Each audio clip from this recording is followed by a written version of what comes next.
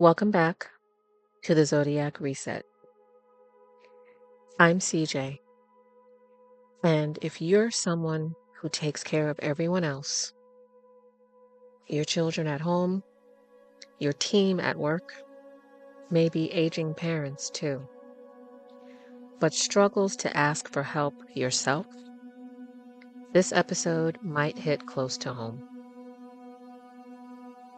Today, we're exploring Cancer energy and why feeling deeply doesn't mean you have to absorb everything, whether it's office drama or family chaos.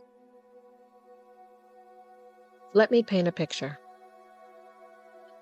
You're the one everyone calls when they need support or advice at work. You're the parent who remembers all the school events.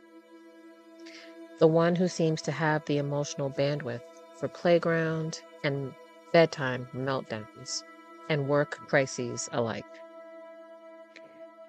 But can you remember the last time someone asked how you're really doing? And when's the last time you had an honest answer that wasn't, "I'm good, we're fine, thanks for asking"? Cancer is our fourth zodiac sign, a cardinal water sign.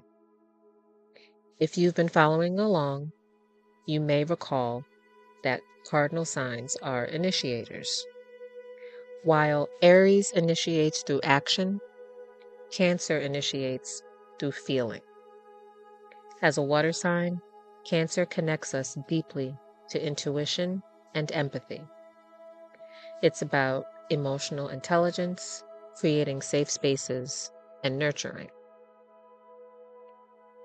But the part that sneaks up on us is that Cancer energies can easily turn into emotional exhaustion when we're constantly giving without receiving. Most of us weren't taught how to ask for care and nurturing. We were taught how to be it for our communities, our children, our parents, our colleagues. We learned that our value comes from how much we can hold for others, how smoothly we can make everything run. That's when you get positive reinforcement and recognition. So we become emotional containers for everyone else's stuff. We care, but we don't just care, we hate. We support, but we don't just support, we overfunction. We manage not just our own stress, but everyone else's too. I realized this Cancer energy at play when I caught myself minimizing my needs. A friend asked how I was doing, and I gave a quick, "Good," and immediately deflected back to asking about them. Like my own emotional state was somehow less important, and I didn't want to bother them with how I was really doing. I'd rather hear about them.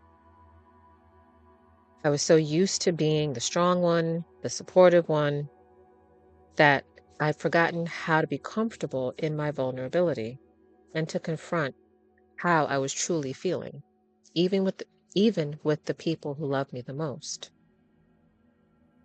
Now, I know that not everyone is ready to hear the real answer, and how are you is a figure of speech or a greeting.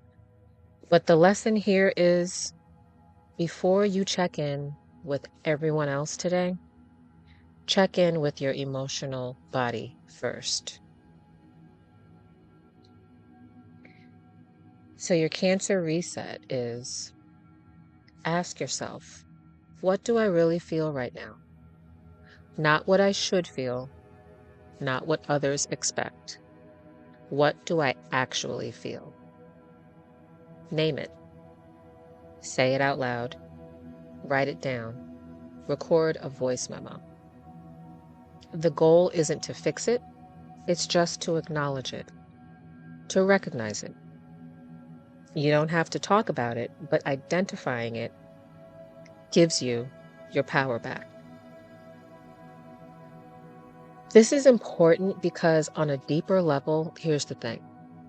When we ignore our feelings long enough, they stop whispering to us and start breaking things. They show up as physical symptoms, as irritability, as short-temperedness, as that overwhelming urge to cry in your car or in the bathroom after a long day of managing everyone else's needs. You are allowed to feel. You are allowed to cry. You are allowed to be tired from holding it all. The professional stress, the family dynamics, the personal pressure to succeed. And you are allowed to ask, who's holding me? The boundaries you need aren't cold and heartless. They're containers that keep the good stuff safe. Your energy for your family, your creativity for your work, your presence for what matters most. They're not walls that keep people out. They are gates that let the right people in. And the beautiful thing is, when you model healthy emotional boundaries and self-nurturing, you're teaching your children that their feelings matter too. You're showing them that adults can have needs and still be loving, reliable people. You're showing your peers that you value your peace. Vulnerability isn't weakness, it's wisdom.